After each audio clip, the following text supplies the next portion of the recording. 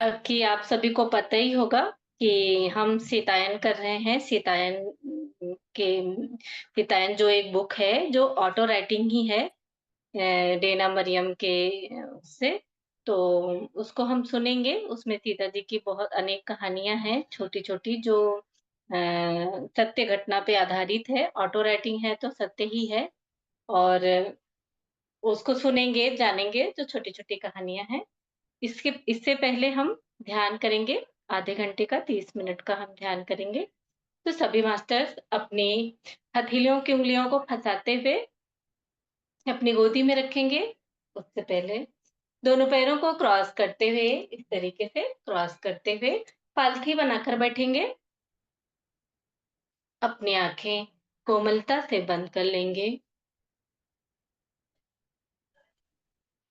अपना पूरा ध्यान अपनी साँसों पर देंगे मास्टर।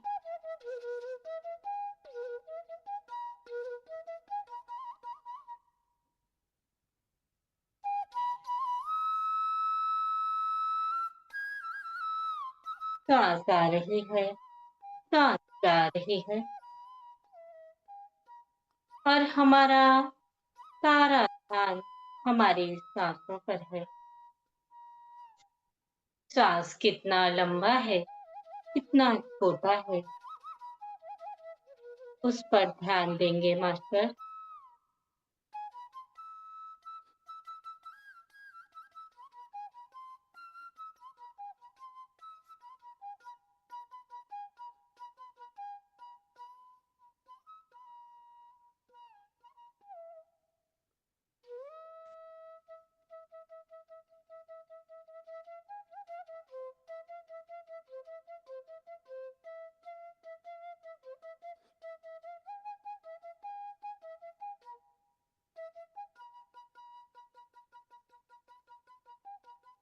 अपनी साँसों को गहराइयों तक महसूस करेंगे।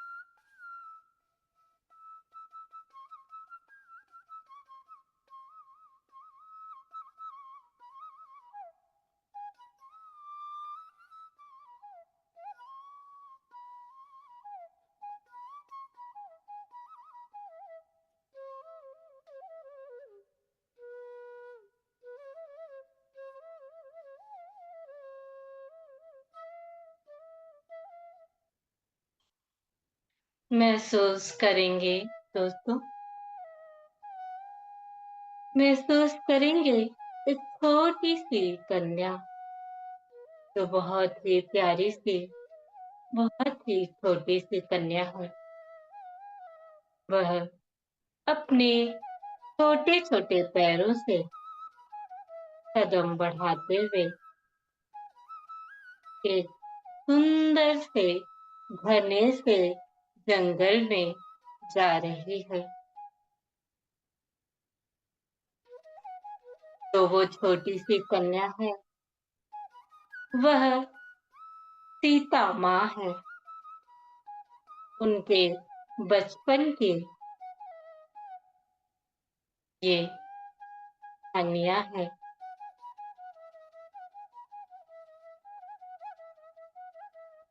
सीता माँ जब छोटी सी थी, 1 साल की ही थी, 1.5 साल की ही थी, वो अपने आप जंगल में स्वयं ही चली जाती थी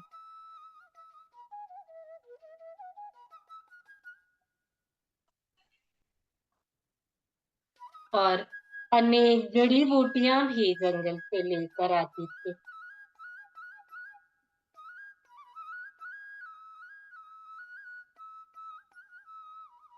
महसूस करेंगे दोस्तों, सुंदर से छोटे छोटे पैरों से वो किस तरह से जंगल में जा रही है।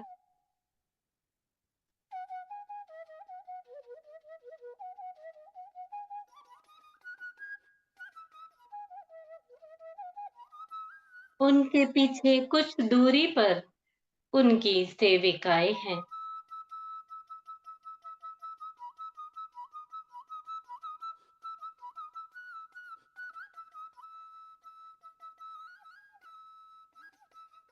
सीता माँ जो प्यारी सी है, छोटी सी कन्या के रूप में है, वह सबसे पहले उन जानवरों, पक्षियों के पास जाती हैं, उनसे कुछ वार्तालाप करती हैं, कुछ अपनी भाषा में बातें करती हैं। वह उन पक्षियों से, उन जानवरों से पूछती हैं, ये जो हमें औषधि चाहिए, वो किस जगह पर है इस जंगल में, कहाँ पर है?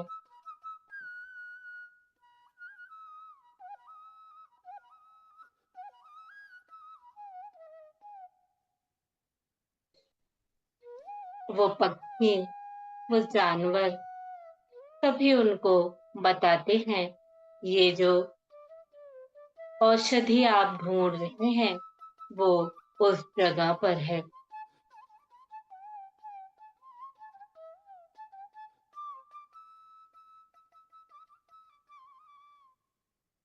फिर सीता माँ अपने छोटे छोटे पैरों से चमकते हुए उस जगह पर जाते हैं जहाँ वो औषधि है।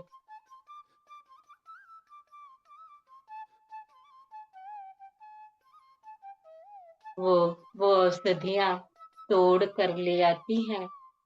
औषधियाँ तोड़ने के बाद वापस अपने निवास तक पहुँचते हैं।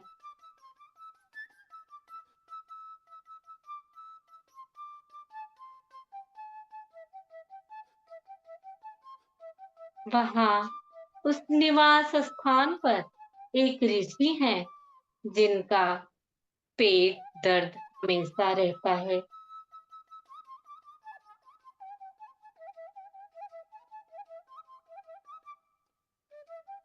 उस औषधि को सीता माँ उन ऋषि को देती हैं और कहती हैं, इन औषधि को पीस कर पी लीजिएगा, आपका पेट दर्द हमेशा के लिए ठीक हो जाएगा।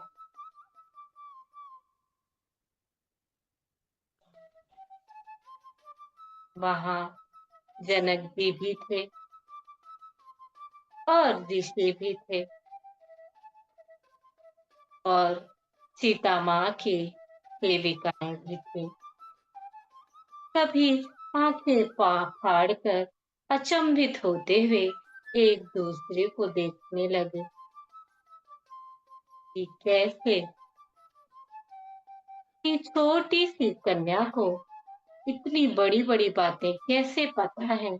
इनको कैसे पता है कि हमारा पेट दर्द हमेशा रहता है, जो हमने जनक जी को भी नहीं बताया आज तक।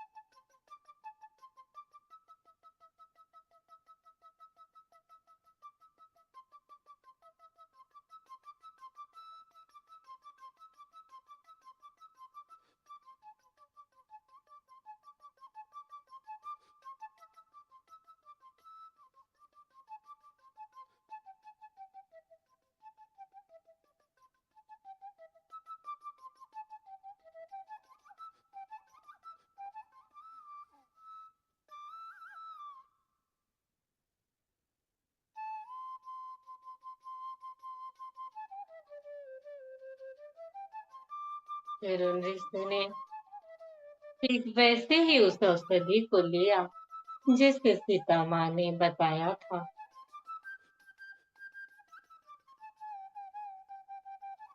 वाकई में उनका पेट दर्द उसी दिन से समाप्त हो गया।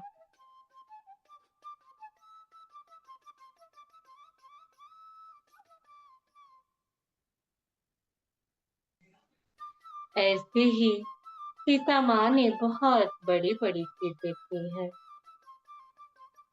धरती माँ से पूरी तरह से वो कनेक्ट थी।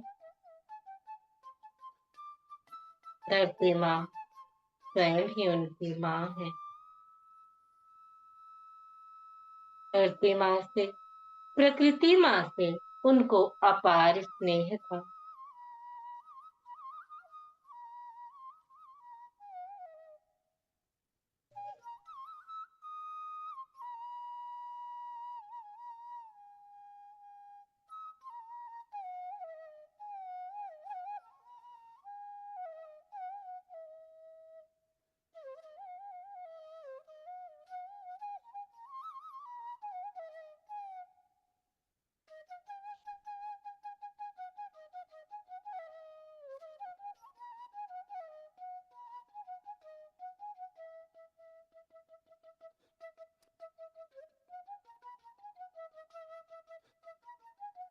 सीता माँ ने धरती माँ को, प्रकृति माँ को इतना स्नेह किया, इतना प्यार देकर हमको भी यह बता रही है, हमारी धरती माँ से, हमारी प्रकृति माँ से इसी तरह से प्रेम करना चाहिए।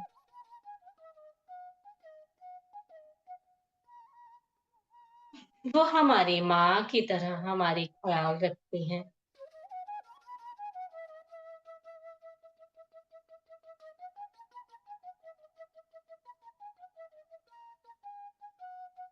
धरती माँ, प्रकृति माँ हमें वो हर चीजें, हर वस्तुएं प्रदान करती हैं जिससे हमारा जीवन यापन हो रहा है।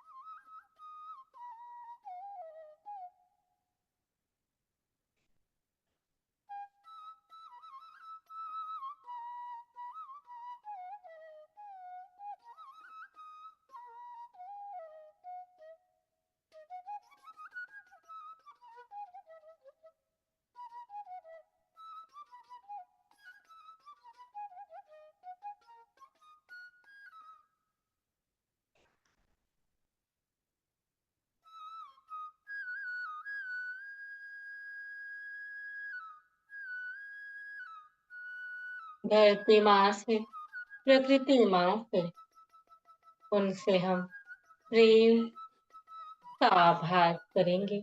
उनके लिए हमारे मन में प्रेम को देखेंगे, महसूस करेंगे, ग्रेटिट्यूड का भाव रखेंगे दोस्तों।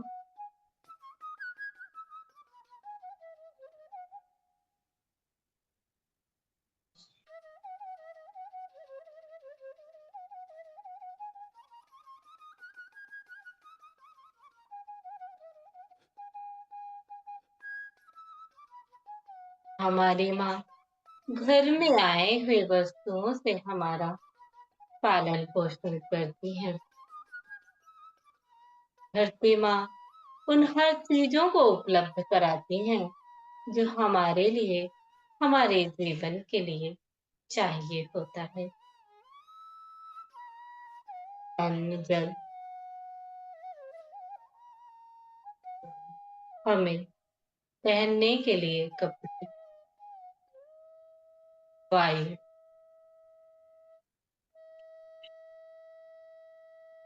अग्नि,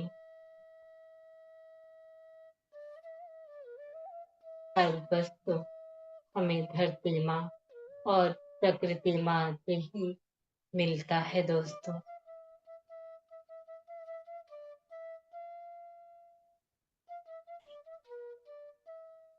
हृदय से धन्यवाद का भाव लेकर आएँगे।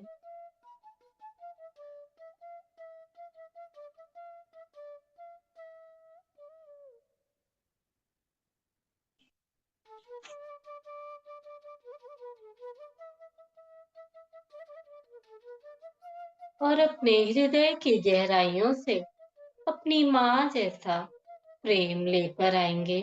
जिस तरह से हम अपनी माँ को प्रेम करते हैं, वैसे ही हम अपने घर की माँ को प्रेम कर पा रहे हैं।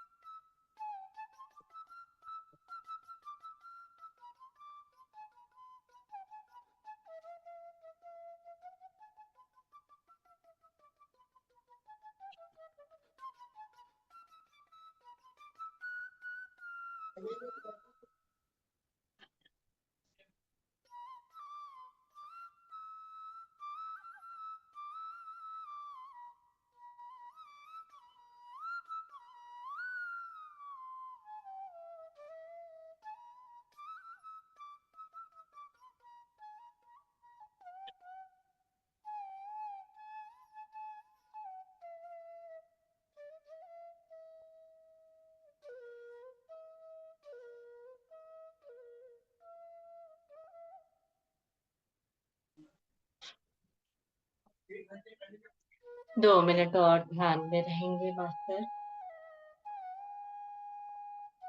अपनी सांसों के साथ में जुड़े रहेंगे।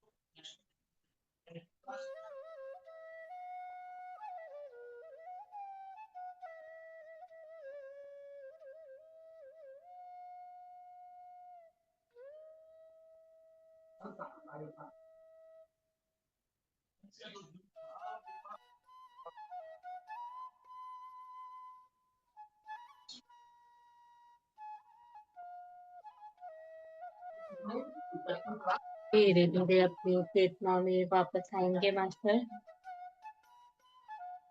धीरे धीरे अपनी चेतना में वापस आएंगे। दोनों पैर की उंगलियों को हिलाएंगे।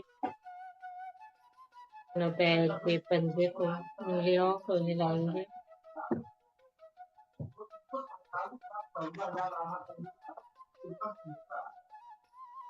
दोनों हथेलियों की उंगलियों को हिलाएंगे।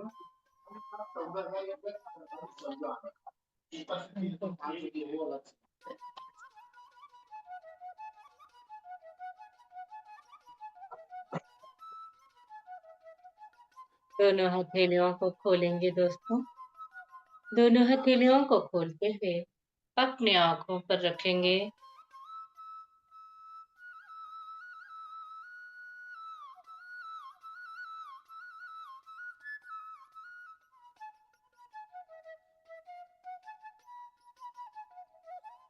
हथेलियों के अंदर ही हम आंखें खोलेंगे, बंद करेंगे, खोलेंगे, बंद करेंगे। अपनी हथेलियों की ऊर्जा को अपनी आंखों के द्वारा ग्रहण करेंगे।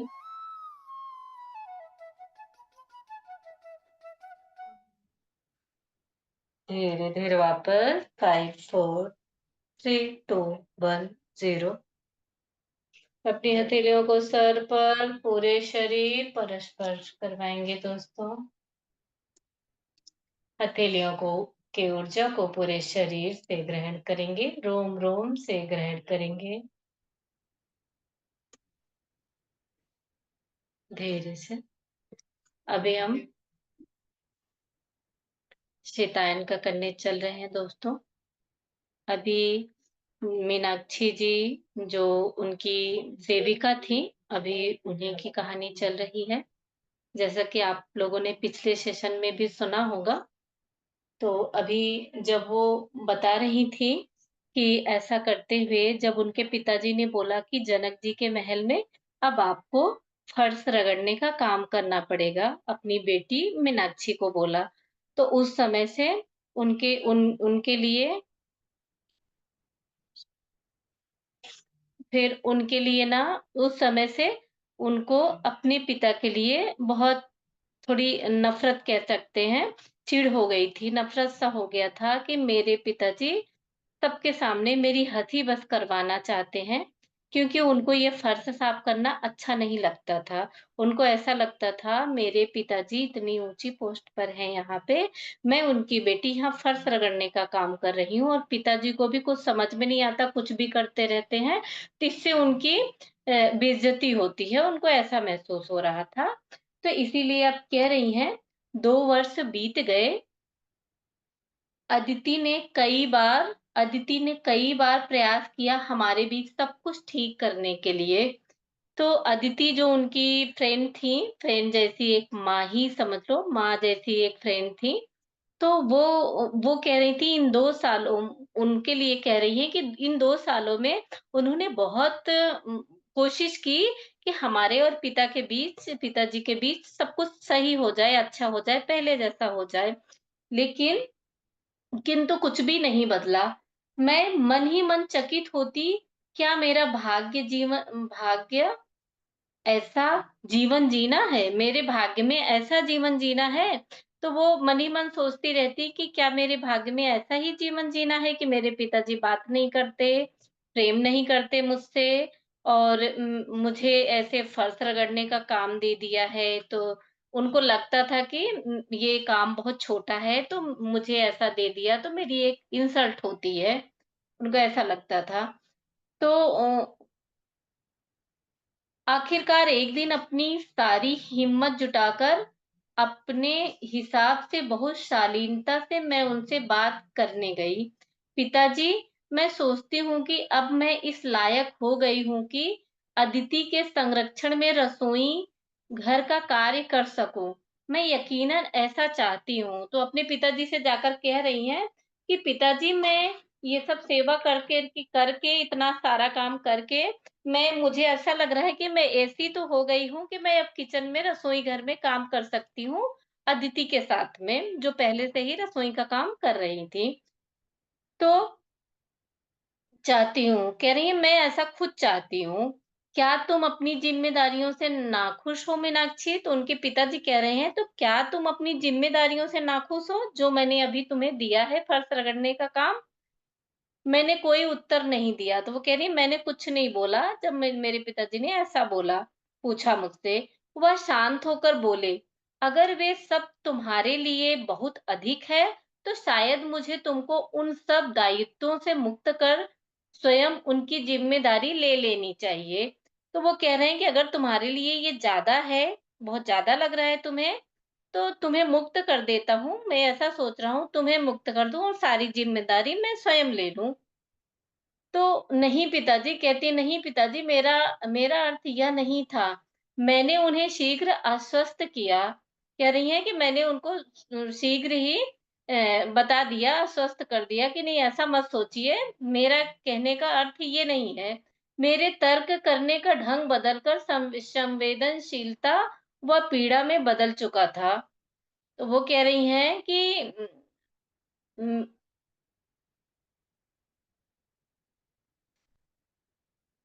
वो कह रही हैं कि मैं तर्क-वितर्क कर रही थी, लेकिन अब तर्क-वितर्क करने के बजाय अब मेरा अ अ, मे इ वो भाव जो था ना, वो शीलता में और पीड़ा में बदल चुका था, जो पिताजी ने ऐसा ऐसा बोल रहे थे पिताजी, क्योंकि अब उनको ये समझ में आ गया था कि किचन का काम मुझे नहीं मिलेगा, रसोई घर का काम।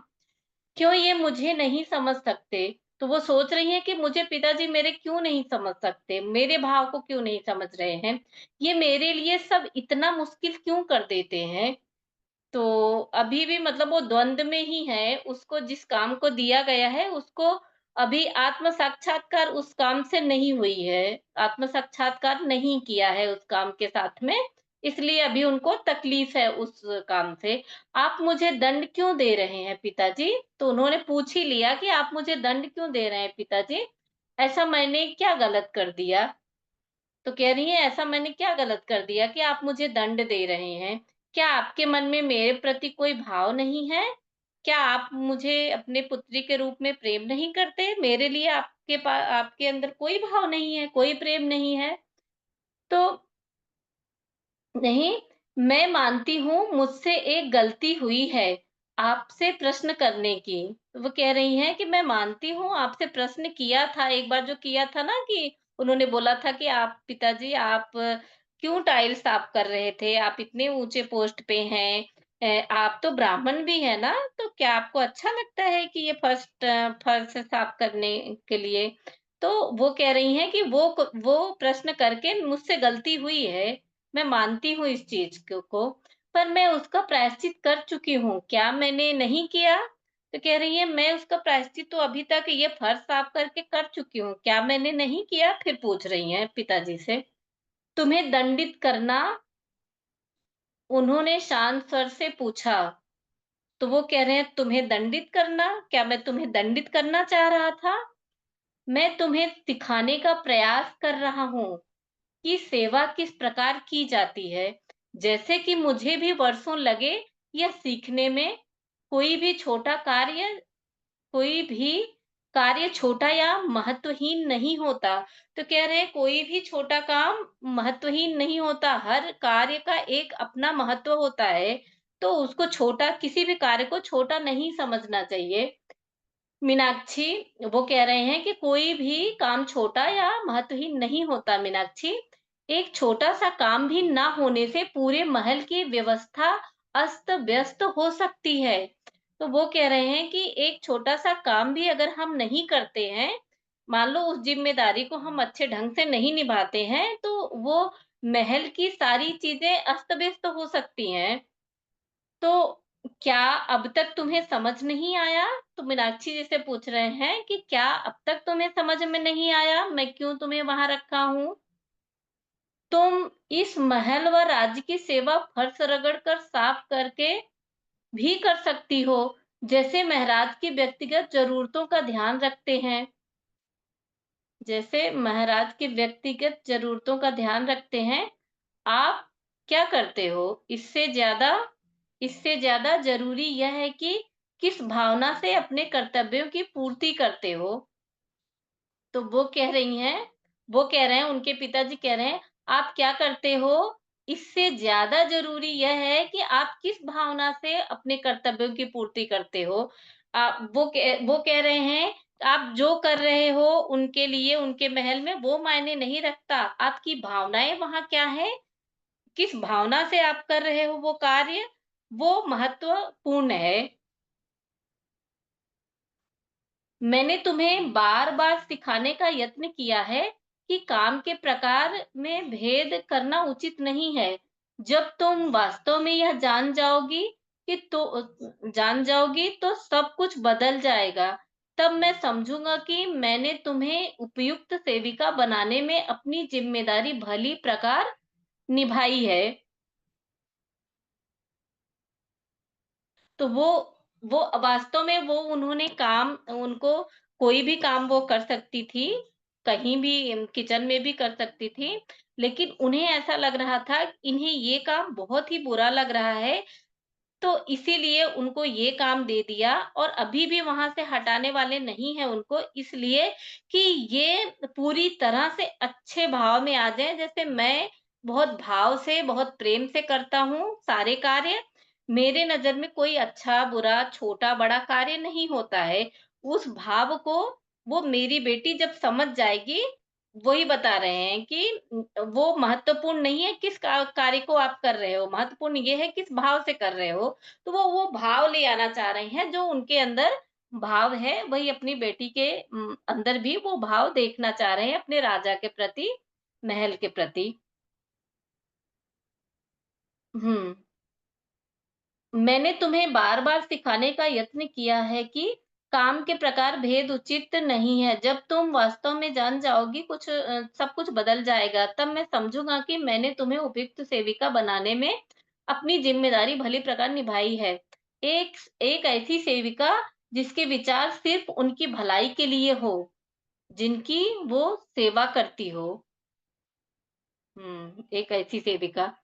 तो वो कह रहे हैं कि मैं ऐसी सेविका चाहता हूँ, जिसके विचार सिर्फ़ उनकी भलाई के लिए हो, जिनके मतलब जो भी वो सोच रहा हो विचार अगर हम किसी की सेवा कर रहे हैं, अगर तुम किसी की सेवा कर रही हो, तो तुम्हारे विचार हमेशा हर समय उनकी भलाई के लिए हो। ऐसा भाव मैं चाहता हूँ तुम्हारे अंदर। मेरी आहत भावनाओं ने मुझे अंधा बना दिया था। वो क्या कह रहे थे? मैं नहीं जान पाई। वो कह रही हैं मीनाक्षी जी कह रही हैं कि मेरी जो आहत भावनाएँ थी उस समय, मेरी आहत भावनाओं ने मुझे अंधा बना दिया था। वो कह रही हैं कि आहत मतलब मैं एक दुखी रूप में उस समय थी, वो समझ नहीं पा रही थी। उनको बस इसी चीज़ का दुःख था कि मैं फर्श साफ करती हूँ, वगैरह-वगैरह कि मेरे पिताजी मुझे प्यार नहीं करते, जो सारी चीज़ें उनके अंदर चल रही थी, तो बस इसी भाव में थी। अब वो कह रही हैं कि मैं समझ ही नहीं पाई कि मेरे पिताजी हमसे क्या कह रहे थे। मैं सिर्फ़ यह जानती थी कि वे मेरे साथ अलग व्यवहार करते हैं। मतलब जैसे एक पुत्री के साथ करना चाहिए, प्रेम करना चाहिए, अपने बच्चे को, अपने संतान को प्रेम करते हैं। हर मुसीबतों से दूर रखते हैं, तो उनको ऐसा लग रहा था कि ये उनके लिए मुसीबत ही है, वो ऐसा कार्य कर रही हैं और उनके पिताजी उनको प्रेम नहीं करते। तो वो कह रही हैं कि मेरे साथ अलग व्यवहार करते हैं और औरों के जैसे नहीं। मतलब औरों से जैसे प्रेम से बात करते हैं उनको ऐसा लगता था कि औरों से बड़े प्रेम से बात करते हैं और हमसे उखड़े-उखड़े से रहते हैं, रूठे-रूठे से। दूसरों के प्रति वे दयालु और देखभाल करने वाले थे। मतलब दूसरे के भावनाओं में दूसरे के प्रति ऐसे ही रहते थे, दयालु और प्रेम से उनसे बात करते थे। अगर किसी को काम करने में कोई असुविधा होती होती, तो वे उसकी झट मदद कर देते।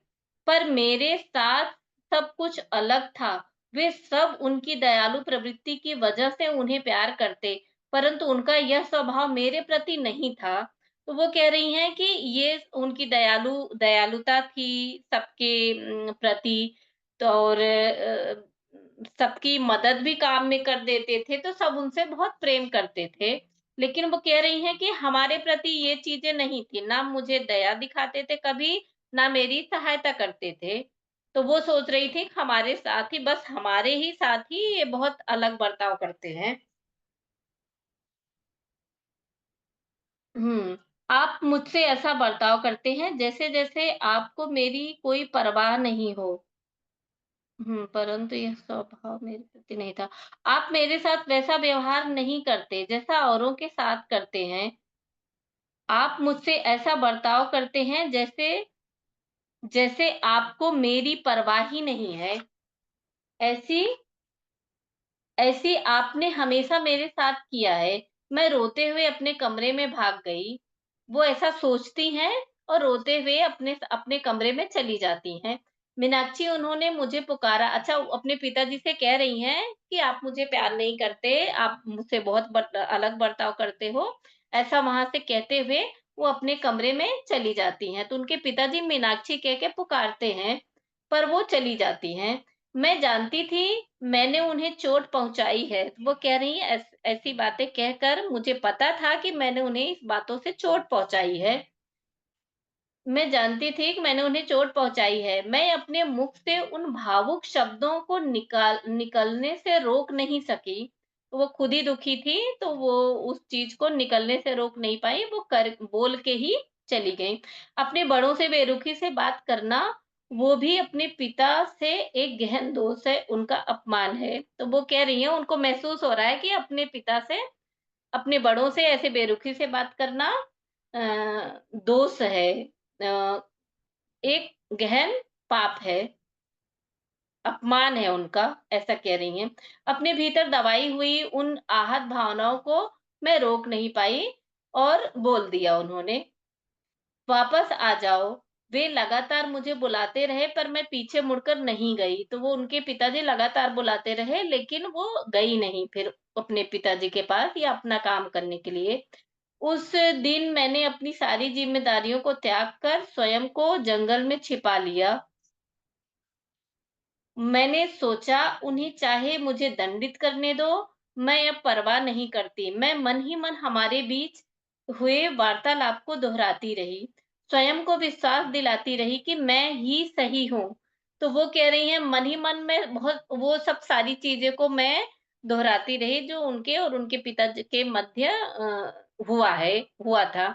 तो वो दोहराती रही। हुँ।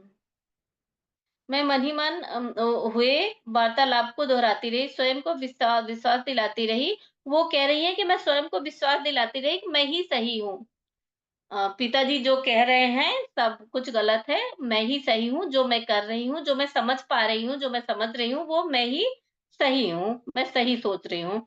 और वे मेरी परवाह नहीं करते और मैं उन पर एक बोझ हूँ। कह रही हैं कि मेरे पिताजी तो मेरी परवाह करते नहीं, मैं उनके ऊपर एक बोझ हूँ, इसलिए मुझे ऐसा कार्य भी दे दिया। मेरी कोई परवाह नहीं करते, ना ही मुझे प्रेम करते हैं। तो ऐसा वो सोच रही हैं। बोझ हूँ, इसलिए वो मुझे कभी क्षमा नहीं कर सकते, इसलिए वो मुझे कभी क्षमा नहीं कर सकते।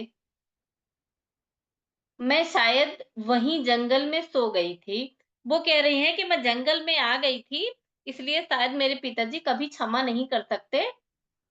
मैं वो जंगल में परवाह नहीं करते, इसलिए मुझे हुँ। वो जंगल में ही सो गई थी। मैं वहाँ कई घंटों सोती रही। मेरी आँख खुली जब मैंने किसी स्त्री को मेरा नाम पुकारते हुए सुना। वो जंगल में ही सो गई थी और जब उनकी आँख खुली तो वो किसी स्त्री के पुकारने की आवाज़ आई उनको जो मीनाक्षी, मीनाक्षी करके पुकार रही थी।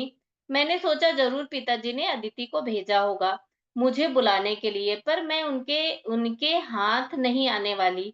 मैं चाहती थी कि मैं रात भर जंगल में छिपी रहूँ क्योंकि मैं अपने पिताजी को इतनी जल्दी नहीं देखना चाहती थी। शायद मैं उन्हें डराना चाहती थी। तो वो कह रही हैं कि मैं नहीं चाहती थी कि मेरे पिताजी ने जिनको भेजा है मीनाक्षी को उनको अदिति को, वो मुझे ढूँढ पाएँ। मैं और अपने आप को छिपाना चाह रही थी। मैं उनको इतनी जल्दी मिलना नहीं मैं नहीं सोच रही थी कि मैं मिलूँ और मैं जाऊँ उनके साथ।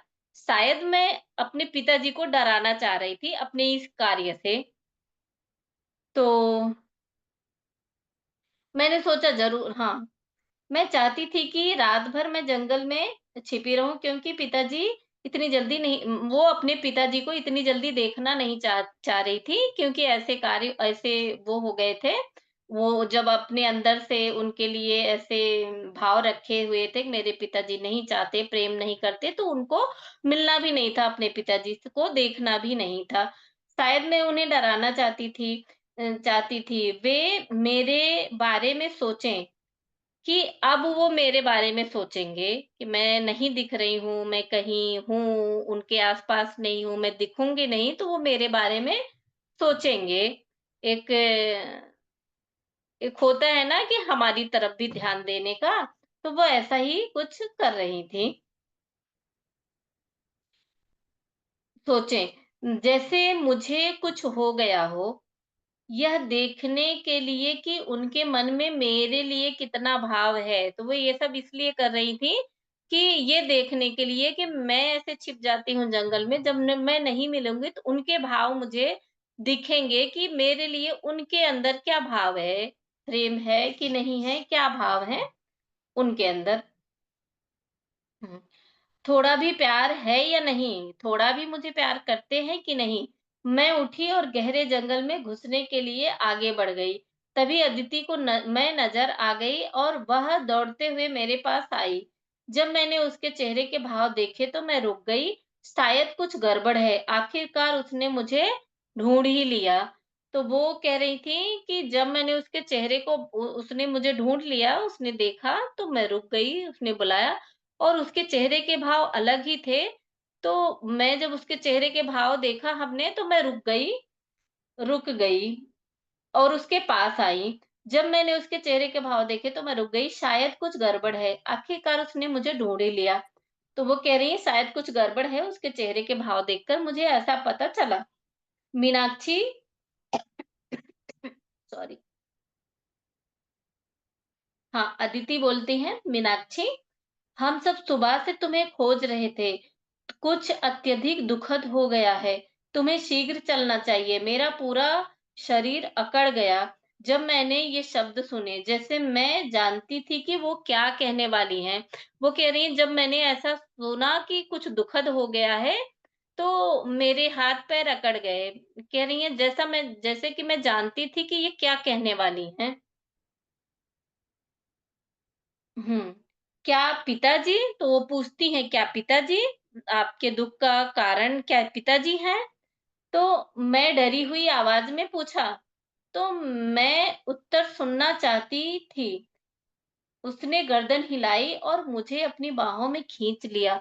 तो वो कह रही हैं कि जब मैंने उनको ऐसा कहते हुए सुना कि कुछ दुखद हो गया है, तो मेरे अंदर समझ में आ रहा था कि क्या कहने वाली हैं। तो मैंने बोला कि क्या पिताजी?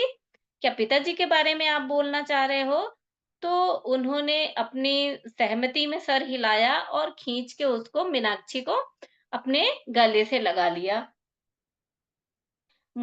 तो उन्होंने अपनी बाहों में खींच लिया। मैंने उसे सिसकते हुए सुना, पर मैं जैसे ठंडी हो गई थी, तो वो रो रही थी। अदिति जो है वो रो रही थी। तो वो कह रही थी जब उनको मैंने सिसकते हुए सुना तो मैं ठंडी पड़ गई कि क्या हो गया है। इतना भी पू इतना भी पूछने का साहस नहीं था कि क्या हुआ? कुछ मिनटों पश्चात वो फुसफुसाकर बोली, "प्रिये, तुम्हारे पिताजी के साथ एक आकस्मिक घटना घट गई है।" तो कुछ देर के बाद उन्होंने बोला, धीरे-धीरे बोला कि तुम्हारे पिता के साथ एक आकस्मिक घटना घट गई है। मैं चुप थी। उन्होंने छत पर एक कर्मचारी को दरार भरने के लिए भेजा था, यह देखने के लिए कि काम बराबर हुआ कि नहीं। वे स्वयं जाँचने के लिए ऊपर जाने लगे। जब जब वे छत पर चढ़ रहे थे, तो उनका पाँव फिसल गया और वे बुरी तरह से गिरे। तो वो तो चुप थी, वो कुछ नहीं बोल पा रही थी, लेकिन अदिति ने अपने आप से स्वयं से ये सारी बातें बता दी। इतना कहकर वो शांत हो गई। मैं अवाक होकर सुनती रही और कुछ कुछ कह ना सकी।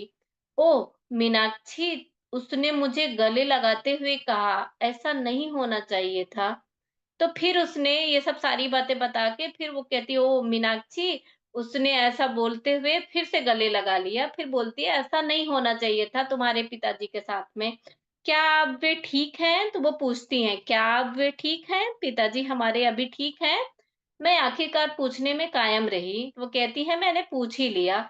उसने सिर सिर ना में हिलाया और फुसफुसाई।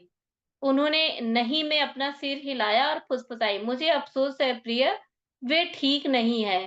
तो वो कहती है, मुझे अफ़सोस है प्रिय, वो ठीक नहीं है। उन्हें कुछ हुआ तो नहीं? मैंने पूछा। उन्होंने मीनाक्षी ने पूछा कि पिताजी को कुछ हुआ तो नहीं?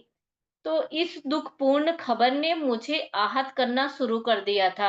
अचानक जो वह कह रही थी, उसका आघात तेज़ी से मुझे लगा और मैं ज़ोरों से चिल्लाई। तो अब वो बोलने में कायम थी, अब उनको दर्द तकलीफ़ें महसूस हो पा रही थी। उन्होंने अचानक से चिल्लाया, "नहीं, ऐसा नहीं हो सकता।" मेरी चीख में बादलों की गड़गड़ाहट जैसी तीव्रता थी। तो वो कह रही हैं, बहुत तेज़ से उन्होंने चिल्लाया था, एक गर्जना जैसे, गड़गड़ाहट जैसी तीव्रता थी, ऐसा बोल रही हैं। जिसकी तरंगे मेरे जिसकी तरंगे मेरे को भेद रही थी। वो कह रही हैं, ऐसी गड़गड़ाहट थी हमारी आवाज़ों में जिसकी तरंगे हमें ही भेद रही थी। मैं इस पीड़ा को सँभाल नहीं पा रही थी, मानो मुझ पर बिजली आन पड़ी हो। मेरा पूरा शरीर थरथरा गया था। वह चक्की-सी अदिति भी चौंक कर मेरे समीप आई। उसने फिर से मुझे सांत्वना देते हुए अपने गले से लगाया और जितने जितने मेरे आँसू थे उन्हें बहने दिया। बहुत समय तक हम ऐसे ही रहे, फिर धीरे-धीरे वो मुझे वहाँ ले गई जहाँ मेरे पिता का पार्थिव शरीर था। पार्थिव शरीर रखा गया था और अन्य सेवक उनके दाह संस्कार की तैयारी कर रहे थे। पिताजी, मुझे क्षमा कर दीजिए।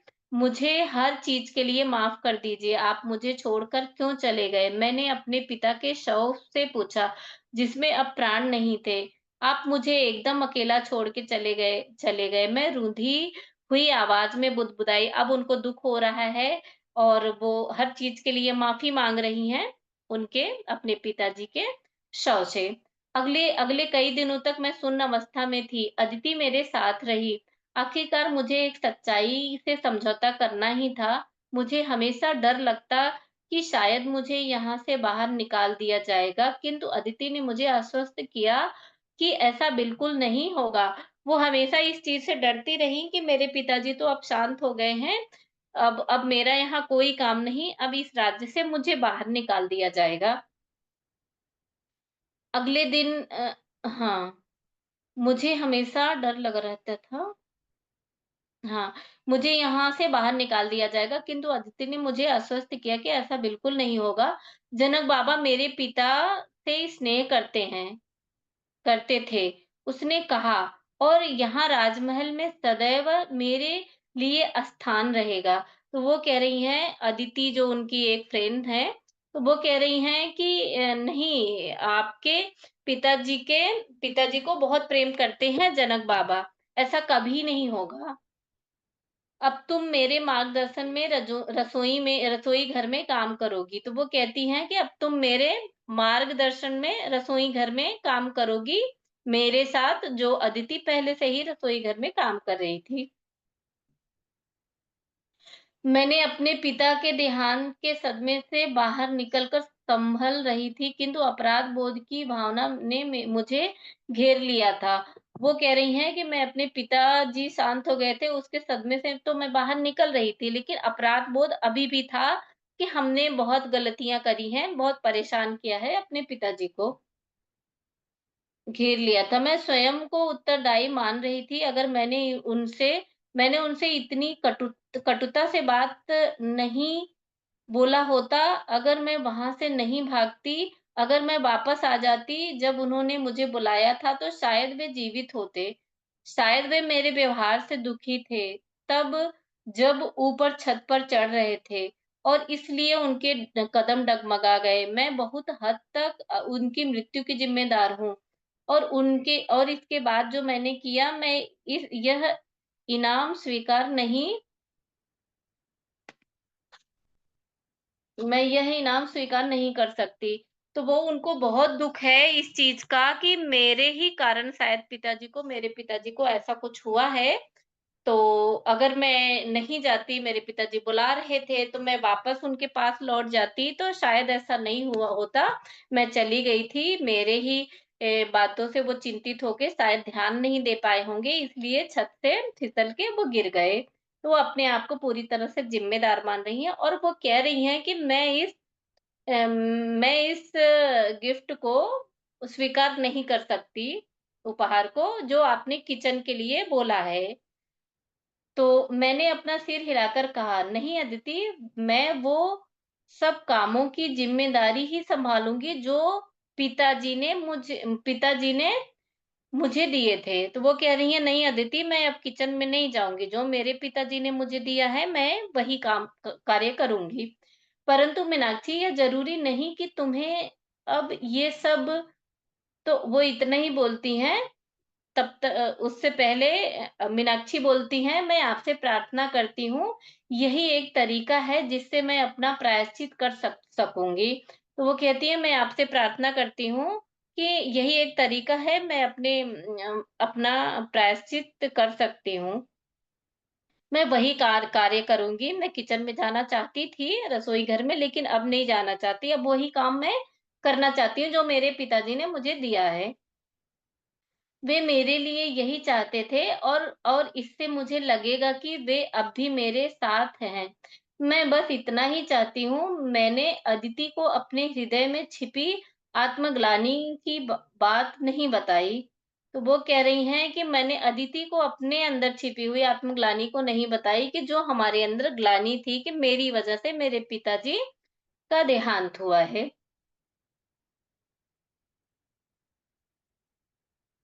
हुँ।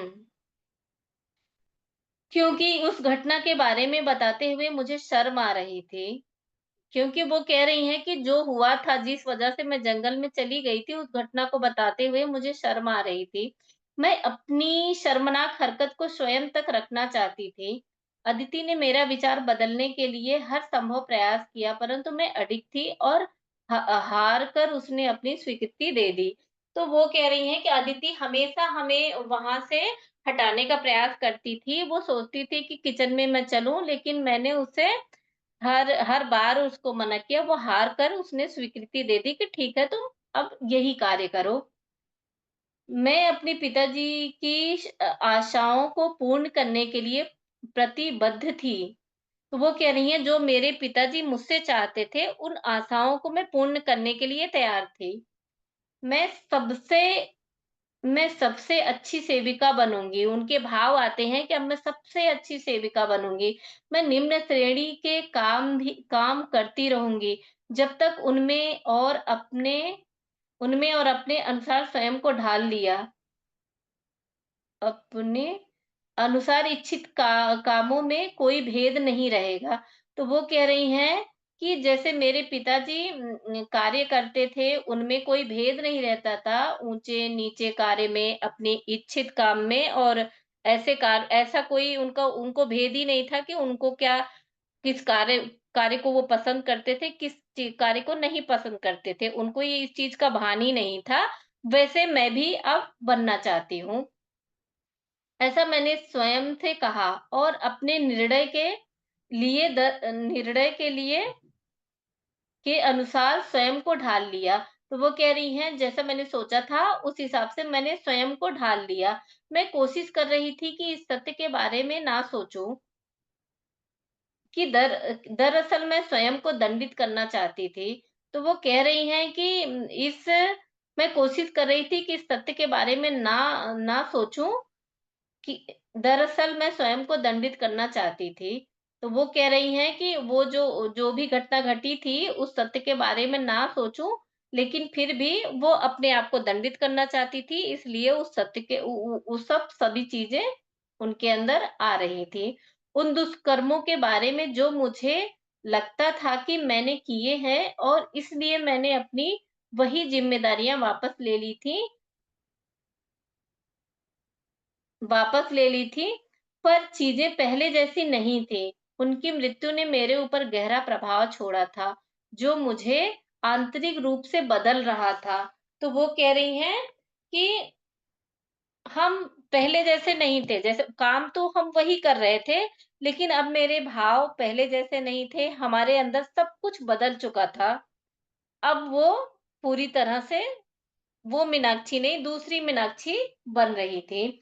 उनकी मृत्यु के ने मेरे ऊपर एक गहरा प्रभाव छोड़ा था। हाँ, उनके कह रही हैं मेरे पिताजी की मृत्यु ने मेरे ऊपर बहुत गहरा प्रभाव छोड़ा था, मुझे बदलने के लिए ये काफ़ी था। जो मुझे आंतरिक रूप से बदल रहा था। हर रात्रि जब मैं दिन का कार्य समाप्त कर विश्राम करने लेटती, मेरे कानों में अपने पिता पिता के शब्द गूंजते, जैसे वे जनक बाबा का आशीर्वाद लेकर लौटते थे। पहली बार आप सभी ने ये सुना होगा अगर आप सब इसके पिछले सेशन में रहे होंगे कि इनके पिताजी मीनाक्षी के पिताजी हमेशा हर समय हर रोज कार्य करने के बाद लास्ट में जनक जी से उनके पैर छू के दंडवत प्रणाम करते थे और उनका आशीर्वाद लेके तभी सोने जाते थे। और कभी वो चले जाते थे ऋषि मुनि से मिलने बार बार जाया करते थे और कभी खुद ही ध्यान करने के लिए कहीं चले जाते थे जंगल में। तो ये रात-रात भर बैठे रहते थे, अपने घर में बैठे रहते थे, इंतज़ार करते रहते थे कि कब आएँगे। उस समय मोबाइल फ़ोन तो होता नहीं था, कोई चीज़ें ऐसी नहीं होती थी जिससे तुरंत पता चल जाए, तो वो रोज़ इंतज़ार करते रहते थे कि अब आएँगे, अब आएँगे। सोते नहीं थे। पहली बार मुझे उस गहन शांति की अनुभूति हुई, जो वे महाराज के कमरे से आने के बाद महसूस करते थे। तो वो कह रही हैं जब मैंने अपने पिताजी के बारे में सोचा कि उनके पिताजी जब घर पे आते थे अपने जनक जी का आशीर्वाद लेके एक अपूर्ण शांति में होते थे और शांति में गहनतम शांति में वो सोते थे। तो वो कह रही हैं अपने पिताजी का ये सोचने के बाद मुझे भी वही गहराई सी शांति महसूस हुई, अनुभूति हुई, जो वे महाराज के कमरे से महसूस होने का महसूस करते थे। अब मुझे कोई दूरी महसूस नहीं हो रही थी, तिरस्कृत महसूस होने का भाव नहीं था। अब कह रही हैं कि अब मुझे मेरे अंदर तिरस्कृत होने का भाव नहीं था। अब वो कुछ भी कर सकती थी, कोई भी छोटा-बड़ा काम कर सकती थी, उनमें उनके अंदर भी अब छोटे-बड़े का भाव नहीं था और अब वो तिरस्कृत नहीं समझती थी किसी भी कार्य को।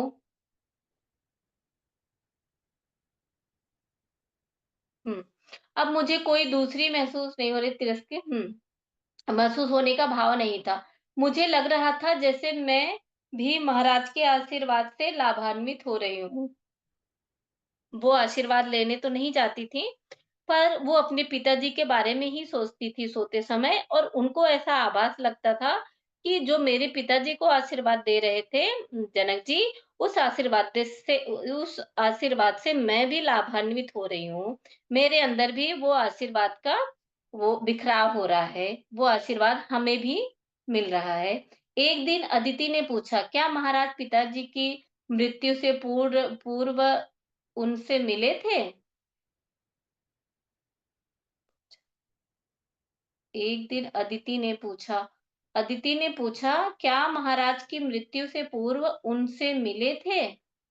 अदिति ने पूछा मीनाक्षी से, "क्या जनक बाबा ने उन्हें आशीर्वाद दिया था?" अच्छा नहीं, मीनाक्षी पूछ रही है अदिति से, "क्या जनक बाबा ने उन्हें आशीर्वाद दिया था?" तो उनको समझ में आया कि मेरे पिताजी तो एक दिन भी नहीं रुकते थे, एक दिन भी सोते भी नहीं थे जिस दिन जनक बाबा का आशीर्वाद नहीं मिलता था। तो क्या जिस दिन उनका प्राण निकला था उस दिन आशीर्वाद मिला था जनक जी का? उनको इन चीज़ का आभास था, तो ऐसा पूछ रही हैं। उन्हें आशीर्वाद दिया था जब वे मृत्युशैया पर लेटे थे। मैं जानती हूँ पिताजी के लिए महाराज के आशीर्वाद का बहुत महत्व था। उन्होंने यह जगह शांति से त्यागा होगा, चाहे मुझसे कितना भी मनमुटाव क्यों ना हो। तो वो कह रही हैं, चाहे मुझसे कितना भी मनमुटाव रहा था उस समय, लेकिन अगर जनक बाबा ने उनको आशीर्वाद दिया होगा उस समय, तो वो शांति से इस जगह को छोड़ पाए होंगे। भले ही मुझसे बहुत मनमुटाव था, वो शांति से छोड़ पाए होंगे अगर जनक बाबा ने उनको आशीर्वाद दिया होगा। उनके लिए बहुत महत्वपूर्ण था जनक बाबा का आशीर्वाद, हर कदम पर, हर समय पर। हाँ, प्रिय, उन्होंने मुझे आश्वासन दिया। तो वो कह रही, हाँ, प्रिय, अदिति ने बोला कि हाँ, प्रिय, उन्होंने मुझे आश्वासन दिया, मुझे बताया, उन्होंने मुझे आश्वासन दिया। उनका आशीर्वाद था। महाराज को इस दुर्घटना से बहुत दुःख हुआ था।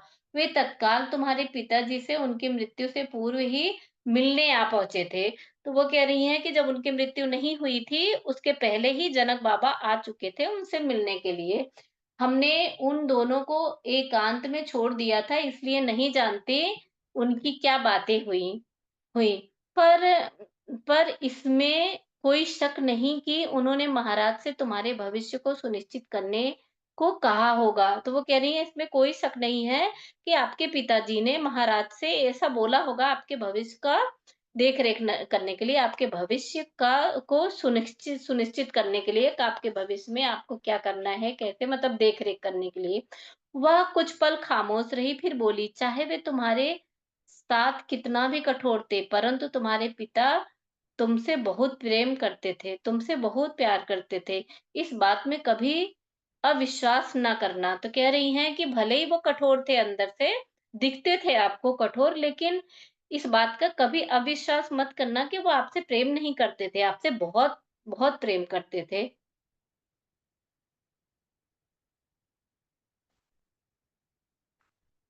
मैंने कई वर्षों तक यह संदेह संदेह किया, अपनी डबडबाई आँखों से मैंने जवाब दिया। तो वो कह रही है, मैंने कितने वर्षों तक ये संदेह किया कि मेरे पिताजी मुझे प्रेम नहीं करते, उनकी आँखों में आँसू भर आए, उनकी मृत्यु हो गई मुझे विश्वास दिलाने में। वो कह रही हैं उनको बहुत गहरा दुःख हो रहा है कि मेरे पिताजी की मृत्यु हो गई मुझे विश्वास दिलाने में कि मैं तुम्हें प्रेम करता हूँ।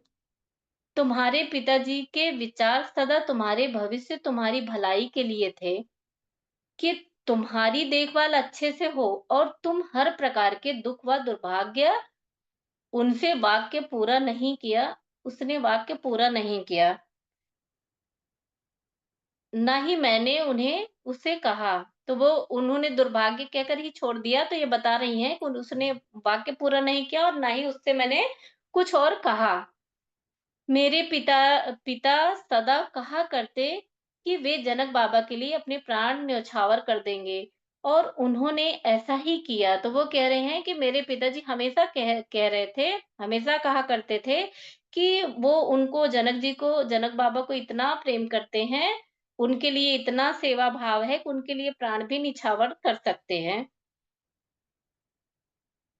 और उन्होंने जो कहा था वही किया। अदिति उन्होंने उनके लिए अपने प्राण दे दिए। मुझे पता है सेवा करते समय अपने प्राण त्यागने में उन्हें कितना संतोष मिला होगा। वो कार्य जिसे वे महत्वपूर्ण समझते थे, वे यही चाहते थे सिर्फ़ अपने जनक बाबा की सेवा करते रहना। हमारे जनक बाबा मैं चुपचाप कहा और अच्छा उन्होंने कहा कि हमारे जनक बाबा, उन्होंने चुपचाप से कहा क्योंकि जनक बाबा के लिए उनके अंदर भी बहुत गहरा भाव आ गया था, प्रेम आ गया था जनक बाबा के लिए, जैसे उनके पिताजी के अंदर था। जब वो कह रही थी, अदिति कह रही थी सिर्फ़ अपने जनक बाबा की सेवा करते रहना तुम्हारे पिताजी का ये भाव था कि सिर्फ़ अपने जनक बाबा की सेवा करते रहना। फिर मीनाक्षी ने अपने अंदर ही अंदर मन में भाव के साथ बोला कि हमारे जनक बाबा, उन्होंने प्रेम से हमारे जनक बाबा बोला। मैंने चुपचाप कहा और उसमें जोड़ा, वे मेरे लिए भी चाहते थे। तो वो कह रही हैं कि मेरे लिए भी मेरे पिताजी यही चाहते थे। अदिति, मैं भी कोशिश कर रही हूँ उनके जैसा ही व्यवहार अपनाने की। तो अदिति से कहती हैं, अदिति मैं भी चाहती हूँ मेरे पिताजी जैसा ही व्यवहार अपनाने के लिए, वही भावना जो मेरे पिताजी की थी, मैंने स्वीकारा।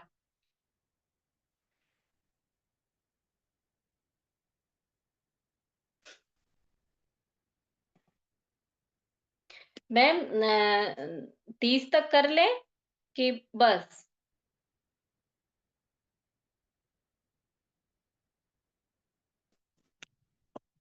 हाँ ठीक है, अगर यहाँ पे आगे का कुछ और स्टोरी है जैसे कि, तो यहाँ पे आपको लगता है या कुछ और पैरा रह गया है तो उसको कंप्लीट करके फिर ये कर दो, नहीं तो हाँ मैम, अभी तो रह गया है, ख़ैर अभी तो ज़्यादा ही है। हाँ, अभी फिर तो ये हो हो सकता है जाएगा। पूरा हो जाएगा मैम, ये पूरा हो जाएगा। मैं ओके। फटाफट करती हूँ ना। तुम सही कह रही हो, मैंने मंद ध्वनि से में कहा। उनकी कोई अलग पहचान नहीं थी। मैंने उन्हें समझने में बड़ी भूल की। अदिति, मैं उन्हें समझ नहीं पाई। मैंने उनके साथ विवाद विवाद किया, परंतु अब मैं ऐसा क्या करूं जिससे वे वापस आ जाएं? तो वो कह रही हैं कि अब मैं ऐसा क्या करूँ कि जिससे मेरे पिताजी वापस आ जाएँ? मैंने शोक भाव से कहा, अब तुम्हें अपनी राह को अपनाना होगा प्रिय।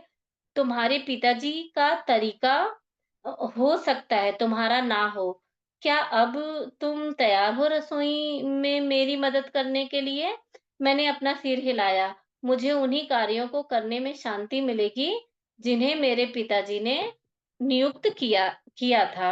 तो वो कह रही हैं, उन्होंने किचन के लिए पूछा, रसोई घर के लिए, कि मेरे साथ आप काम करोगी? उन्होंने कहा नहीं, मेरे पिताजी ने जो मेरे लिए चुना है, हम वही कार्य करेंगे।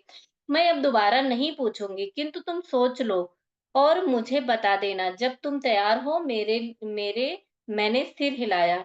तो उन्होंने बोला कि अदिति ने पूछा, बोला कि अब मैं दोबारा नहीं पूछूंगी, जब तुम्हें लगे कि हाँ मुझे किचन का कार्य करना है तो मुझे बता देना। तो मैंने सिर हिलाया, उन्होंने कहा हाँ ठीक है, मैं बता दूंगी। जानती थी इसमें समय लगेगा, शायद तब तब कभी शायद तब कभी जब मैं स्वयं को इस अपराध बोध से मुक्त कर पाऊँ। तो वो कह रही है कि मुझे पता था कि इसमें टाइम लगेगा कि मैं किचन में आऊँ, क्योंकि अपराध बोध जब तक मेरा नहीं हट जाता तब तक मैं यही कार्य करूँगी, मुझे ऐसा लग रहा था। कई वर्ष बीत गए, मैं मुश्किल से अन्य किसी सेवक-सेविका से बातचीत करती करती। कह रही हैं कि कई वर्ष बीत गए, हम किसी से बात नहीं करते थे। मैं उन सबसे पहले उठ जाती, अकेले खाती, जैसे ही मेरा काम समाप्त होता विश्राम के लिए चली जाती। तो वो सब कुछ अपने अपने आप में स्वयं में ही रहकर रहकर सारे कार्य करती, अपने आप में ही रहती सारे वक़्त। त्योहार के दिनों में भी मैं अपने आप में ही रहती। मैंने अपने आप को सबसे दूर कर लिया था। मतलब त्योहार के दिन इतनी खुशियाँ मनाई जाती हैं, सब मिल-जुल के रहते हैं, लेकिन वो कह रही हैं त्योहार के दिनों में भी हम अपने आप में ही रहते थे, अकेले ही रहते थे। मैं अपने आप में ही रहती, मैंने अपने आप को सबसे दूर कर लिया था, अदिति से भी। वो कह रही हैं अदिति से भी मैंने अपने आप को दूर कर लिया था, क्योंकि उम्र के साथ घर के कार्यों में उसका सहयोग कम हो गया था। अच्छा, अदिति को कह रही हैं कि उनका उम्र ज़्यादा होने के कारण उनका घर में सहयोग थोड़ा-सा कम हो गया था, तो इसलिए मैं उनसे भी ज़्यादा बातचीत नहीं कर पाती थी। जब भी वो मुझसे पूछना चाहती, मैं एक फीकी मुस्कान के साथ कहती, अपने अपने पिता की पसंद के कामों को करके मैं स्वयं को उनके साथ महसूस करती हूँ। जब अदिति उनसे कुछ पूछने आती थी कि ठीक हो? क्या कैसा चल रहा है? तो वो बोलती थी कि थोड़ी-सी फीकी-सी मुस्कान के साथ बोलती थी कि मैं अपने पिता के दिए गए कार्यों को करके मैं संतुष्ट हूँ। मैं अच्छा महसूस करती हूँ, और वो बस अपना सिर हिला देती। अक्सर जब मैं थक जाती और शारीरिक परिश्रम कर टूटा हुआ महसूस करती, मैं अपने पिता के शब्दों को ही मन दोहरा देती। कोई भी कार्य छोटा या बड़ा नहीं होता है। तो जो उनके पिताजी चाहते थे, जो उनके पिताजी सोचते थे और उनसे बार-बार कहते थे ना, अब उस चीज़ को वो स्वीकार रही हैं अपने मन के अंदर सतह तक। ज़्यादा महत्वपूर्ण है, मुझे अपने कार्य में पूर्णतः निपुण सक्षम होना जो मेरे पिताजी ने मुझे दिया है। मैं बार-बार स्वयं को समझा देती, जब मैं इसमें पूरी सक्षम हो जाऊँगी तब मैं देखूँगी क्या होगा। तो वो कह रही हैं कि जब मैं पूरी तरह से सक्षम हो जाऊँगी अपने पिता के दिए गए कार्य में, तब मैं देखूँगी कि क्या करूँगी मैं। बेशक मेरी पूरी ज़िंदगी का ध्येय अपने कार्य में निपुणता हासिल करना था, फिर चाहे वह जो भी था। पर मैं वैसे संतोष का अनुभव कर नहीं कर पाती थी, जो दिन के कार्य के पश्चात पिताजी के चेहरे पर होता था। तो वो कह रही है, मैं अपने पिताजी के जैसे संतुष्ट भाव नहीं ला पाती थी, वो महसूस नहीं कर पाती थी, जो मेरे पिताजी के अंदर भाव थे, सारे कार्य करने के बाद जो हम देखते थे उनके चेहरे पर। मेरा मन मेरे कार्य पर केंद्रित था, परंतु उन पर नहीं, जिनकी मैं सेवा कर रही थी। अच्छा, वो कह रही हैं कि मेरा मन सिर्फ़ मेरे कार्य पर केंद्रित रहता था, उन पर नहीं जिनके लिए मैं ये सब का सारे कार्य कर रही थी। राजा के लिए कर रही थी, जनक जी के लिए, सुनैना माता के लिए कर रही थी ना, उनके पे उनका उन पर कभी ध्यान नहीं जाता था। मतलब उनके लिए अभी भी भाव नहीं था कि हम उनकी सेवा कर रहे हैं, प्रेम से कर रहे हैं, ये सब भाव अभी भी नहीं थे उनके अंदर, बस प्रेम से कार्य कर रही थी। क्योंकि मेरे पिताजी ने दिया है। हुँ। मैं तो बस स्वयं को पिताजी की मृत्यु के अपराध बोध से बाहर निकालने का प्रयत्न कर रही थी। मुझ पर एक तरह की उदासीनता छा गई थी। मैं महसूस कर पा रही थी कि मैं अपने कार्य को यंत्रवत कर रही हूँ। वो कह रही थी, मैं महसूस कर पा रही थी कि अपने कार्य को मैं अच्छे तरीके से कर पा रही हूँ। मैं अपना कार्य सबसे श्रेष्ठ प्रकार से कर रही थी।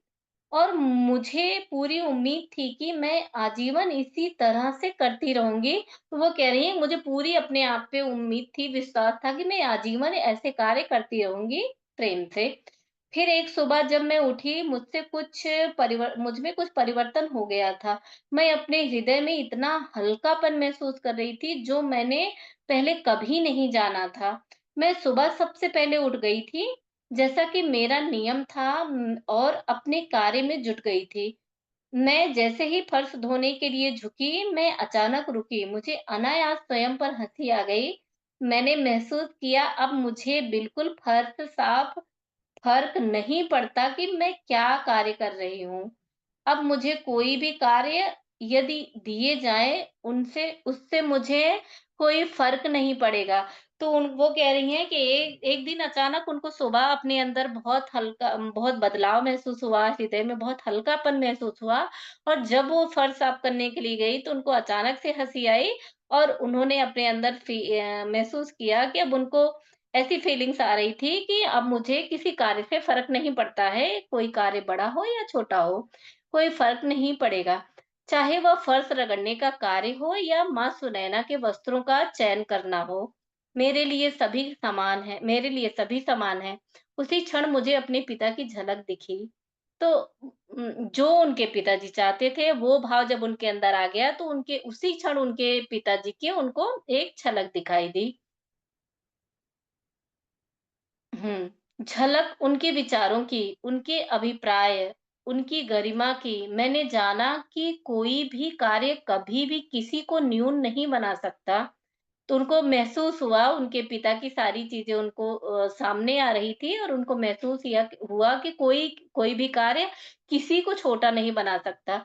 क्योंकि पिताजी की मान-मर्यादा स्वाभाविक थी, क्योंकि वे जानते थे कि वह कौन है, उनकी प्रतिष्ठा आंतरिक थी, बाहरी दुनिया से नहीं, इस बात से नहीं कि लोग उनके बारे में क्या सोचते हैं। ओह पिताजी! मैं मन ही मन बोली, काश मैं यह पहले जान पाती। तो उनको अपने अंदर ग्लानि हो रही फिर से कि काश मैं पिताजी पहले जान पाती, काश मैं आपके जैसी मैं हो पाती। मैंने मैंने सदा इसका प्रयास किया है। आप कृपया मेरी मदद आप कृपया मेरी मदद कीजिए। मुझे आशीष दीजिए कि मैं आपकी तरह बन पाऊँ। ये शब्द मेरे मेरे हृदय की गहराई से निकले थे।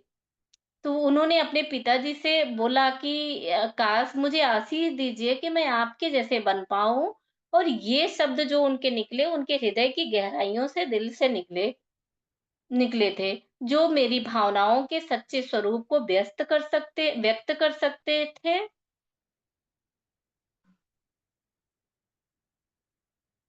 तो वो कह रही हैं कि जो मेरे भावनाओं के सच्चे स्वरूप को व्यक्त कर सकते थे, वो भाव अब उनके अंदर आए थे। इससे पहले ऐसा कभी नहीं हुआ था। थोड़े दिनों पश्चात एक दिन प्रातः काल जब मैं बरामदा धोकर धो चुकी थी, मैंने देखा कुछ महिला सेविकाएँ नीचे नदी में नहाने जा रही थी। जब उन्होंने देखा मेरा पूरा काम हो गया है, उन्होंने मुझे अभिवादन किया और फिर नदी की ओर जाने लगी।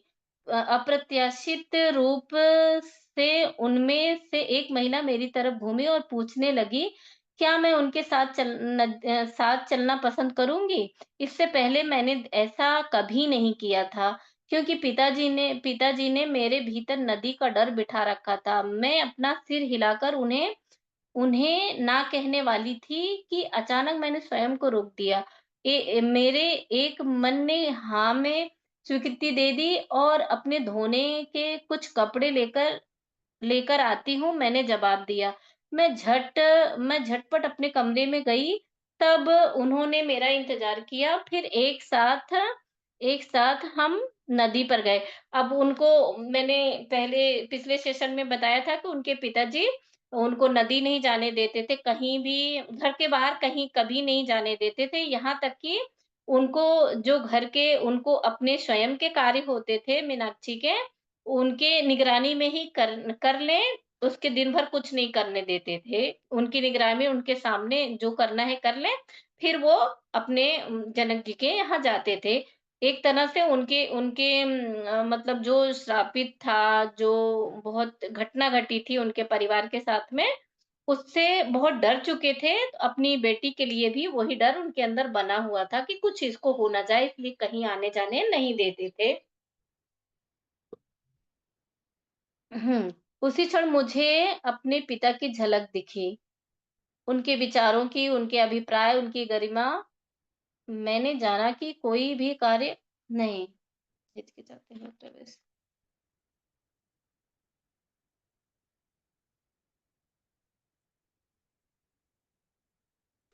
हाँ, तो मैंने हिचकिचाते हुए जब वो नदी चली गई, नदी के पास चली गई सभी सहेलियों के साथ, तो वो बोल रही है कि मैंने हिचकिचाते हुए पानी में प्रवेश किया। एक बार मैं एक छोटा कदम मैं घबरा रही थी, चूँकि यह मेरा पहला अंतरंग अनुभव था।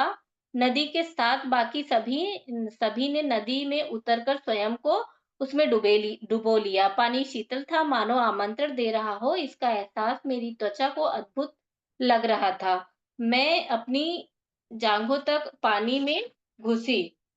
तो वो अब इसके इसके आगे का कहानी यही है कि वो अब ये सब सारे सब जितने सखियाँ गई हैं और मीनाक्षी जी सब उसमें नहा लेते हैं और नहाने के बाद फिर लेट हो रहा होता है, इनको कपड़ा धुलना रहता है, तो सब कहते हैं कि ठीक है तुम कपड़ा धुल लो फिर चलते हैं।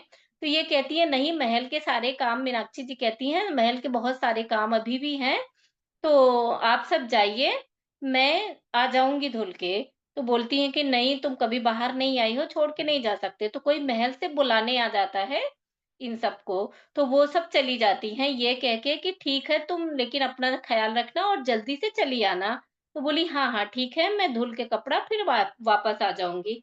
फिर इसके बाद मीनाक्षी जी कपड़े धुल रही थी तो एक दुपट्टा इनका चला गया फिसल के उसमें चला गया नदी में चला गया और जब एकदम बीच में चला गया तो इन्होंने देखा दुपट्टा इनका चला गया है अंदर। तो ये अंदर जाती हैं, नदी में चली जाती हैं और अपने दुपट्टा को खींचने में, अपनी दुपट्टा को पकड़ने में इतनी व्यस्त रहती हैं कि उनको पता ही नहीं चलता कि वो नदी के बीच की गहराइयों में आ गई हैं।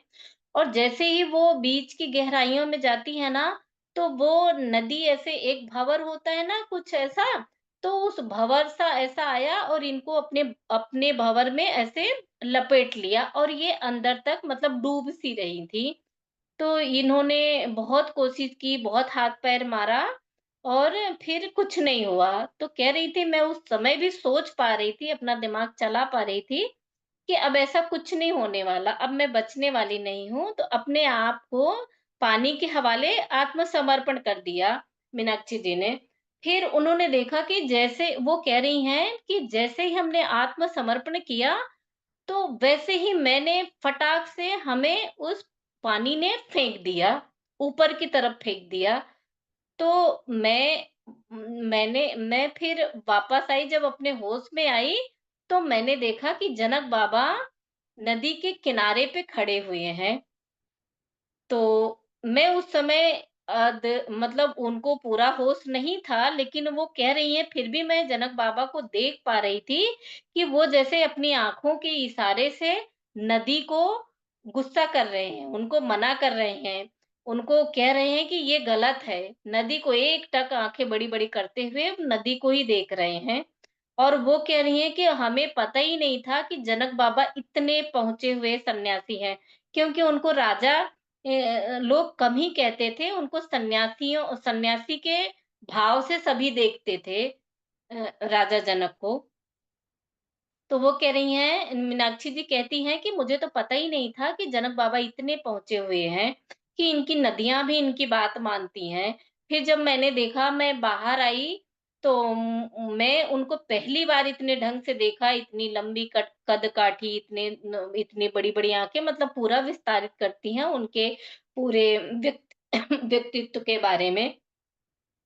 तो फिर कहती है कि जनक बाबा ने अपना दुसाला मेरे कंधे पर डाला, और उस समय मुझे पहली बार महसूस हुआ कि एक पिता का स्पर्श कैसा होता है।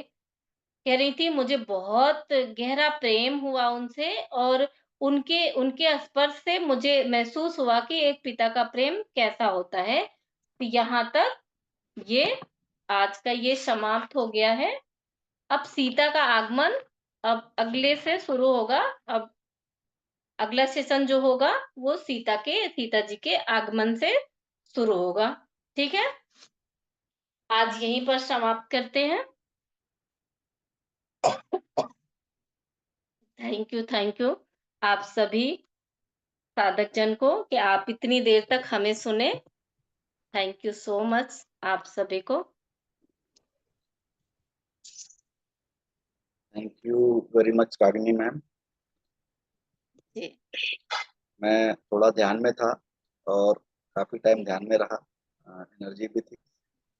अ, मैं 2 सेशन नहीं अटेंड कर पाया था, पहले वाला आपको पता होगा।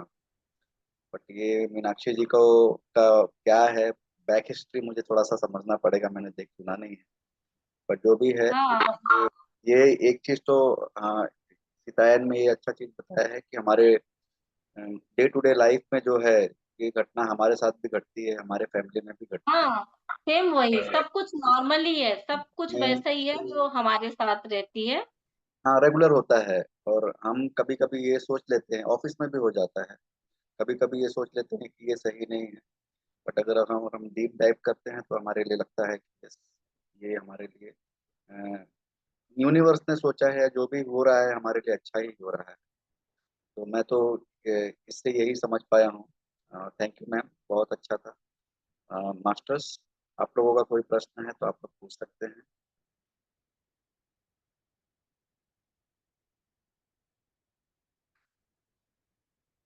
विद्या मैम, गीता मैम, यादव,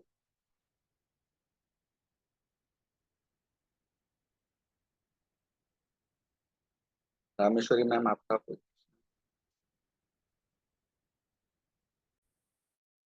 जी मैं वेट कर रही हूँ, और कोई मास्टर कहना चाहते हैं तो। रागिनी जी आप म्यूट है। तो बहुत बहुत धन्यवाद, आपका आज ही मैंने सुना है, तो बहुत अच्छा लगा। और जो इसमें बताया गया है तो इतना रिलेट करता है यहाँ पे। जो महायोग ध्यान कुंभ में मुझे रसोइये की ही ड्यूटी मिली थी, अन्न प्रसादम में ही मेरी ड्यूटी लगी हुई थी। तो और इतने सारे लोगों के साथ मिलकर उस पूरे ग्रुप को संभालना, कोऑर्डिनेट करना। और जैसे इसमें आपके बोलने से पहले वही चीज हमारे साथ हुई थी जो इस कथा में बताई गई है। कोई भी काम छोटा बड़ा नहीं होता है।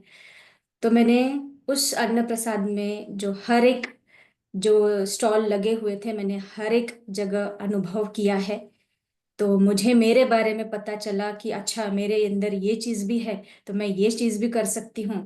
तो इतना पेशेंस मेरे अंदर है तो एक दो बार तो मुझे लगा कि यहाँ पे कुछ मिसकम्युनिकेशन हो रहा है, ठीक से मैसेज नहीं आ रहा है, तो मैंने ऐसे भी कमेंट किए। पर फिर मुझे रियलाइज हुआ, नहीं, ऐसी भीड़ में तो ऐसा चीज होता ही है, छोटी छोटी चीजों को इग्नोर करना है। वो भी मुझे रियलाइज हुआ। लोग लाइन में नहीं खड़े हो रहे थे तो उनको आगे से आकर मैं पीछे भेज रही थी, जाओ लाइन में खड़े रहो। तो हर एक छोटी छोटी किचन में जाकर बेलने का काम जो है, तो वही है कि कथा इतना मिलता है कि वो रियलाइजेशन मुझे भी हुआ कि कोई भी काम छोटा बड़ा नहीं है, हर एक चीज मैंने वहां पे की है। तो मुझे मेरे बारे में पता चला कि मैं ये सारी चीजें कर सकती हूँ, मुझे जो मालूम नहीं था। इतना मैं बात कर सकती हूँ, इतना लोगों के साथ घुल मिल सकती हूँ। जितना जो मेरा शाइनेस था वो भी मेरा वहां पे टूट गया। खुल के बात किया है वहां पे सबके साथ। तो यही जो है, और सीता माँ तो और गंगा माँ, तो उन्हीं के किनारे में जो पंडाल लगा हुआ था, तो इससे भी एक आज मैम ने मुझे बताया कि कितना नजदीक है। तो यही है कि दिव्य शक्ति, नारी शक्ति को, जो एक नारी शक्ति क्या करती है, सबको एक मिलकर एकजुट कराती है, जोड़ने का काम करती है। तो वही गंगा के किनारे पे सबको जोड़ने का काम माता की शक्ति से, और हम लोगों को भी जो सीखने की मिला कि हम सब एकजुट होकर कैसे कार्य कर सकते हैं। तो बहुत अच्छा लगा ये कथा से। तो मुझे और अच्छा मिला कि जो हम रास्ते पे है, तो किस किस तरह से जो ऑटो राइटिंग के माध्यम से भी मिला है हमें, तो सही पाथ पे है। तो थैंक यू सो मच। और आज मुझे वही चैप्टर जो था सुनने को मिला, तो बहुत बहुत धन्यवाद। जी मैम, थैंक मैंने यू। इसको पढ़ा था ना, इसलिए मीनाक्षी जी का भी मैं स्किप नहीं करना चाहती थी, क्योंकि इसमें भी बहुत सारी चीजें मुझे जोड़ रही थी जब मैंने पढ़ा था, तो इसलिए मैं सोच रही थी नहीं, इसको भी करना है। तो और मैं ये कह रही थी कि जैसे मैं सीता का आगमन अगले सेशन में होगा, तो ये जो मीनाक्षी का पहला अध्याय है, थोड़ा सा शॉर्ट में उसको भी ले सकते हैं। जैसा है उस किताब में वैसा लीजिए ना। अच्छा, तो मतलब इसके आगे से सीता जी का आगमन कर लूं? लीजिए। ठीक है मैम, क्योंकि ना कभी-कभी ना कुछ लोग आते हैं और कुछ लोग नहीं आते हैं, तो उनको समझ में नहीं आता। नहीं, ठीक है, आप उसी सीक्वेंस में जाइएगा। तो अच्छा, जैसे जिनको जुड़ना है, जिसकी समझ के हिसाब से वो जुड़ेंगे, वो मत सोचिएगा, आप उसी सीक्वेंस में जाइए किताब में जैसा दिया गया है। ठीक, ठीक है। हाँ, लोगों का मत सोचिएगा। जिसके लिए जो टाइम है वो अपने आप जुड़ेगा, बाद में जिसको सुनना है यूट्यूब के माध्यम से वो सुनेगा। अपना बस करते जाइएगा। ठीक है। जी, जी, जी, ठीक है ठीक है। और कोई मास्टर यहाँ पर जो रेगुलर जुड़ रहे हैं, आप कुछ कहना चाहते हैं तो प्लीज, ये सीतायन की कथा बहुत ही जरूरी है, आप सभी को सुननी है। जो किसी को भी जो रहस्य जो और भी है जो आगे चलकर आपको पता चलेंगे, तो प्लीज ये आप इसे सुनिएगा। और जो नारी तत्व के बारे में भी बताया गया है, तो उसको भी सुनना है, कितना काम पेशेंटली और कितना धैर्य के साथ और शक्ति के साथ अपने भीतर की शक्ति को भी आप जान पाओगे। तो प्लीज आप सभी जुड़िएगा, और अपने भी अनुभव और आप जो कुछ कहना चाहते हैं, यही मौका है आपको इस प्लेटफॉर्म पे बात करने का, एक्सप्रेस करने का। तो आप प्लीज जुड़िएगा, और कैमरा आप ऑन करोगे तो और भी अच्छा रहेगा। Thank you so much. चलिए, तो थैंक यू मास्टर्स मैम, कल हम, थैंक यू। थैंक यू, जी, ये सितायन करने का मुझे बहुत मन था, तो आपने इस प्लेटफ़ॉर्म पे सितायन करने का मौका दिया, पढ़ने का, तो thank you ma'am, thank you. Thank you, thank you. Thank you सभी को। तो कल हम 6 बजे भी जुड़ेंगे। 6 बजे जो हमारा सिर्फ ध्यान का होता है, तो आप ध्यान भी एक साथ जुड़कर ग्रुप के साथ जुड़कर ध्यान कर सकते हैं। तो 6 बजे जुड़ सकते हैं, और रात को 9 बजे स्वाध्याय के लिए। थैंक यू सभी मास्टर्स को। Divine night.